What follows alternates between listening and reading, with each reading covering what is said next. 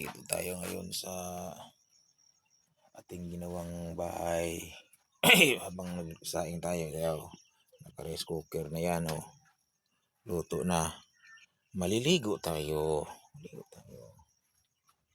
Rice cooker ang ano natin ha. Yung ilalim lang yan. Para sa ulam. Gabi dito tayo natutulog. Kaya tulugan natin karton. So, ito yung ginawa natin. Pang malunggay Yan. Ikabit na natin yung mamaya mailagay na natin lahat ang ano dyan. Itong ano na yun habang ikutan natin bago tayo maligo. Ikutan natin yan. Yan ang gawa natin.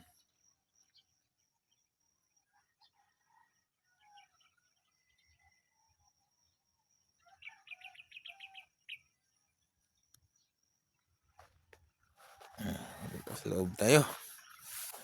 Maligo. Building na naman mamaya. Ang ikabit na natin. Mayroon na tayong half cladding kasi ito half cladding sintada. Saan natin yan. Ano yun? Makulimlim ngayon ang panahon. Di makikita ang Mount Matutum. Yan mga kapitbahay natin. Yan. Sila yung mga kapitbahay. Medyo malayo-layo. So, ito yung kabita natin. Dito tayo maliligo maya. Ito pala yung ano natin gagawin natin cladding.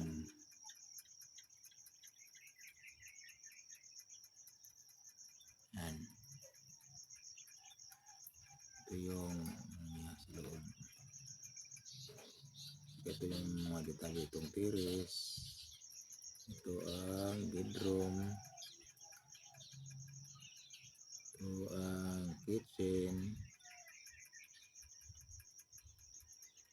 At ito naman yung dining room. Yan ang kabuuan ng ating gagawin. Ano lang to, single bedroom. Single bedroom lang to. Mayroong isang terrace bedroom, isang bedroom, kitchen, dining area at saka living room. Yan lang. Gawin na ito. Ikabit natin maya. Makabili na siguro ng